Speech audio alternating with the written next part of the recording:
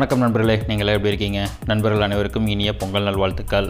நம்ம இன்றைக்கி வீடியோவில் பார்க்க போகிறது assembled open well submersible motor. எனக்கு ஓப்பன் வெல் சப்மர்சிபிள் மோட்டார் ஒன்று தேவைப்பட்டுச்சுங்க. ஒரு நாளைக்கு வந்துட்டு 1 மணி நேரம் ஒன்றா போதும். என்னோடய தேவையும் அவ்வளவு தான்.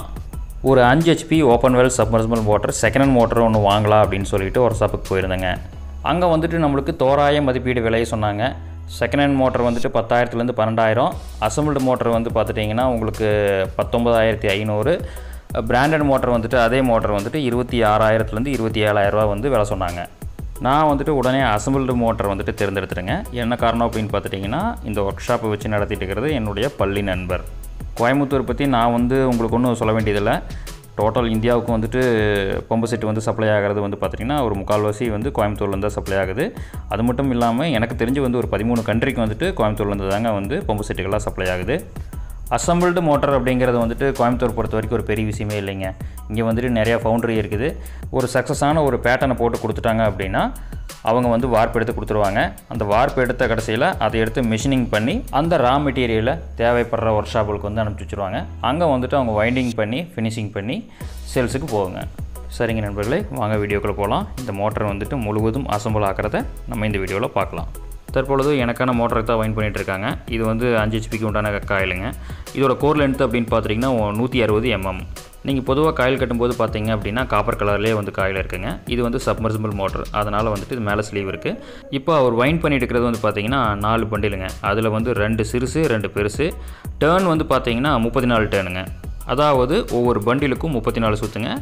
இந்த 4 பண்டிலும் சேர்ந்து ஒரு பேஸுக்குங்க. இதே மாதிரி 3 பேஸுக்கு சுற்றணும். மொத்தம் வந்து பார்த்தீங்கன்னா உங்களுக்கு 12 பண்டில் வருங்க. தற்பொழுது நீங்கள் பார்த்துட்டு இருக்கிறது மோட்டருடைய பாடி. இதோட கோர் லென்த் வந்து பார்த்துட்டிங்கன்னா 160 mm. இப்போ ஆல்ரெடி அவங்க வந்துட்டு அந்த டெஃப்லான் சீட் வந்துட்டு 24 ஸ்லாட்டில் வந்து சொறி வச்சுருக்காங்க. இவங்க பொதுவாக வந்துட்டு 3 ஃபேஸுக்கு காயில் சுற்றி வச்சுட்டு அதுக்கப்புறம் தான் வந்துட்டு போடுவாங்க. இப்போ நம்ம வீடியோ எடுக்கிறதுனால ஒரு பேஸுக்கு மட்டும் காயில் சுற்றி வச்சுருக்காங்க. இப்போ அதை தான் போட போகிறாங்க. இந்த மோட்டார்களில் வந்துட்டு 2 வகையான RPM இருக்குங்க. ஒன்று வந்துட்டு 960, இன்னொன்று 1440. அடுத்ததாக இன்னொரு விஷயம் பார்க்கணுங்க. அதாவது 3 HPயிலிருந்து 5 HP வரைக்கும் வந்து பார்த்துட்டிங்கன்னா உங்களுக்கு வைண்டிங் வந்து ஸ்டார் வைண்டிங் தான் போட்டு கொடுப்பாங்க. அதாவது ஸ்டார் வைண்டிங் அப்படின்னு பார்த்துட்டிங்கன்னா மோட்டர்லேருந்து வெறும் 3 லீடு மட்டும்தான் வெளியே வரும். அதுக்கு மேலே வந்துட்டு ஒரு 7.5 HP 10 HP எல்லாம் போகும்போது வந்து பார்த்திங்கன்னா ஸ்டார் அண்ட் டெல்டா, அதாவது மோட்டர்லேருந்து 6 லீடு வந்து வெளியே வருங்க. தற்பொழுது நம்ம மோட்டருக்கு போட்டுட்டு இருக்கிறது வந்து பார்த்திங்கன்னா ஸ்டார் வைண்டிங்க. ஸ்டார் வைண்டிங் அப்படிங்கிறது ஒரு பெரிய விஷயம் இல்லைங்க. அதாவது பொதுவாக வந்துட்டு A1 A2 B1 B2 C1 C2 அப்படிங்கிறது வந்துட்டு ஸ்டார் அண்ட் டெல்டாங்க. வெறும் ஸ்டார் அப்படின்னு வந்து பார்த்திங்கன்னா மோட்டர்லேருந்து வெறும் 3 லீடு தான் வரும். அதுக்கு வந்து A1 B1 C1 மட்டும்தான் சொல்லுவாங்க. இங்கே 6 லீடை வந்து என்ன பண்ணுவாங்க அப்படின்னு பார்த்திங்கன்னா 3 பேஸு உள்ளே வந்து போகிறதுக்கு டைரெக்டாக வந்துட்டு அந்த 3 காயிலிருந்து 3 லீடு எடுத்துக்குவாங்க. மீதி இருக்கிற ஒவ்வொரு பேஸுக்கு உண்டான காயிலிருந்து 3 லீடை, அதாவது மீதி இருக்கிற 3 லீடை என்ன பண்ணுவாங்க அப்படின்னா ஒன்றா ஜாயின் பண்ணி ஸ்டார் பண்ணிடுவாங்க. இதுதான் ஸ்டார் வைண்டிங். இப்போ காயில் கட்டி முடிச்சாச்சுங்க. இந்த மாதிரி காயில் கட்டுறது வந்து பார்த்திங்கன்னா கொஞ்சம் கவனமாக கட்டணும். மேலே இருக்கிற ஸ்லீவ் வந்துட்டு டேமேஜ் ஆகாமல் பார்த்துக்கணுங்க. இப்போது காயில் உள்ளே சொருகி கட்டிட்டுங்க. ரெண்டாவது வந்து பார்த்திங்கன்னா உள்ளே இருக்கிற அந்த ரோட்டாரில் வந்துட்டு உரசாமல் இருக்கணும் அப்படின்னா இந்த மாதிரி வந்து அந்த காயில் வந்து வெளி பக்கவாட்டில் வந்துட்டு தள்ளி விட்டு இந்த மாதிரி மர சுத்தியில் வந்துட்டு கொஞ்சம் அடிச்சு விட்டு அதுக்கப்புறம் வந்துட்டு காயில் நகராமல் இருக்கிறதுக்கு இந்த மாதிரி பைண்டிங் பண்ணுவாங்க. தற்பொழுது காயில் கட்டுற வேலை முடிஞ்சதுங்க. நாம் இப்போ அசம்பிளுக்கு போயிடலாம். தற்பொழுது பாட்டம் கவரை வந்துட்டு ஏதாவது மெஷினிங் பண்ணும்போது ஏதாவது பிசல் இருக்குதா அப்படின்னு சொல்லிட்டு செக் பண்ணிட்டுருக்காங்க. தற்பொழுது அவர் கையில் வச்சுட்டு இருக்கிறது வந்து பார்த்திங்கன்னா ஷாஃப்ட் வித் ரோட்டாருங்க. அதோட லென்த் வந்து பார்த்திங்கன்னா 1840 mm. அந்த ஷாஃப்டோட மெட்டீரியல் வந்து VN8 காப்பர் ரோட்டாருங்க.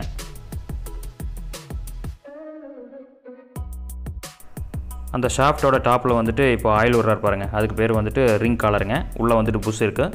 அது வந்து எப்படி ப்ளே இருக்கா நல்லா இருக்கா அப்படின்னு சொல்லிட்டு செக் பண்ணிருக்காரு. தற்பொழுது அவர் கையில் வச்சுருக்கிறது வந்து பார்த்திங்கன்னா த்ரஸ்ட் பேரிங் கிட்டுங்க. அதில் வந்துட்டு அந்த டாப்பை மட்டும் தனியாக பிரித்து எடுத்து அந்த ஷென்டர் ஷாஃப்ட்டில் வந்துட்டு போடுறாருங்க. அந்த ஷாஃப்ட்டில் போட்டுட்டு அது கல்டு வராமல் இருக்கிறதுக்கு சர்க்ளிப்புன்னு சொல்லி ஒன்று இருக்குங்க. அந்த கிளிப்பை வந்து மாட்டுவார். இப்போ தற்பொழுது அந்த த்ரஸ்ட் பேரிங்க்கும் ரெண்டாவது அந்த ரிங் காலருக்கும் வந்துட்டு இடையில எந்த அளவுக்கு ப்ளே இருக்குது அப்படின்னு சொல்லிட்டு செக் பண்ணுறாரு. இது வந்துட்டு ஒரு சப்மர்சிபிள் பம்ப், அதனால் வந்து பார்த்திங்கன்னா மோட்டருக்குள்ளேயும் தண்ணி இருக்கும். அந்த தண்ணி வந்து வெளியே வரக்கூடாது அப்படிங்கிறதுக்காக மோட்டாருடைய அனைத்து பாகங்களிலும் சீல் பண்ணுவாங்க. சீல் பண்ணுறதுக்கு வந்து பார்த்திங்கன்னா 666 பேஸ்ட் வந்து யூஸ் பண்ணுவாங்க. தற்பொழுது நீங்கள் பார்த்துட்டு இருக்கிறது வந்துட்டு அந்த த்ரஸ்ட் பேரிங்கில் பாட்டம் பகுதியை வந்துட்டு பாட்டம் கவரில் வச்சு இந்த ரோட்டார் ப்ளஸ் ரிங் காலரோட அதை வந்து ஃபிட் பண்ணுறாங்க. பாட்டம் வேலை வந்து இப்போ முடிஞ்சதுங்க. மறுபடியும் எஞ்சி இருக்கிற பகுதிக்கு வந்துட்டு 666 பேஸ்ட்டை வச்சு சீல் பண்ணிகிட்டு இருக்காங்க. அடுத்ததாக ஏற்கனவே காயில் கட்டி வச்ச பாடியை எடுத்துகிட்டு இந்த ரோட்டாருக்குள்ளே போடுறாங்க. இது போடும்போது கொஞ்சம் பாதுகாப்பாக போடணுங்க. மெதுவாக பொறுமையாக போடணும். இல்லை அப்படின்னா பெரும்பாலும் இந்த இடத்துல வந்துட்டு இந்த காயில் டேமேஜ் ஆகிறதுக்கு வாய்ப்பு இருக்குங்க. இந்த இடத்துல வந்துட்டு இந்த பாடியில் இருந்துட்டு அதிகபட்சமாக வந்து இந்த ஒயர் வந்து ஒரு 2 மீட்டர் தான் கொடுப்பாங்க. எனக்கு வந்துட்டு நான் ஒரு 10 மீட்டர் வந்து எக்ஸ்ட்ராஸாக கேட்டு வாங்கிட்டேங்க. எதுக்காக அப்படின்னு பார்த்துட்டிங்கன்னா, நான் தண்ணி தொட்டிக்குள்ள தான் போடுறேன். அதனால் தண்ணி தொட்டிக்குள்ள வந்துட்டு ஜாயிண்ட் வர வேண்டாமா அப்படின்னு சொல்லிட்டு நான் வந்து எக்ஸ்ட்ராஸாக கேட்டு வாங்கிட்டேங்க. அடுத்ததாக காயிலேருந்து வெளியே வர ஒயர் வந்துட்டு இந்த ஃப்ரண்ட் கவர் வழியாக தான் வெளியே எடுக்கணுங்க.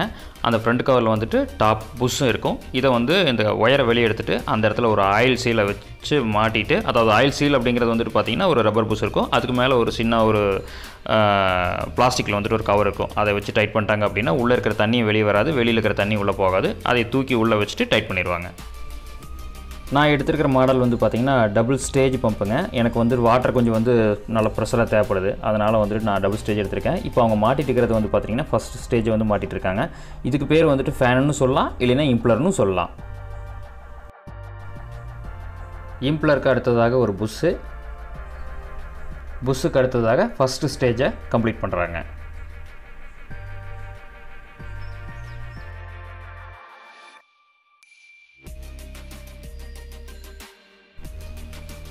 அடுத்ததாக இரண்டாவது ஸ்டேஜ் இம்ப்ளரை போடுறாங்க.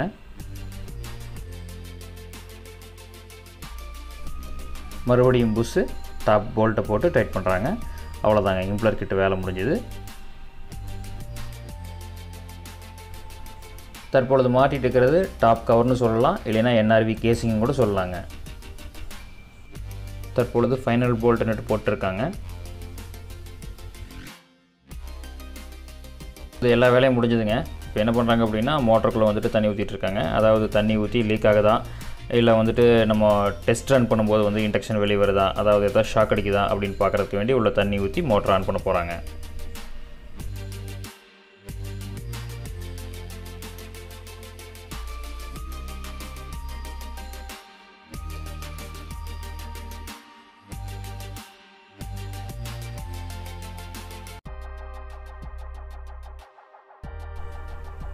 தற்பொழுது டெஸ்ட் ரன் பார்த்துருப்பீங்க. அவர்களுக்கே உண்டான முறையில் வந்துட்டு செக் பண்ணி பார்த்தாங்க.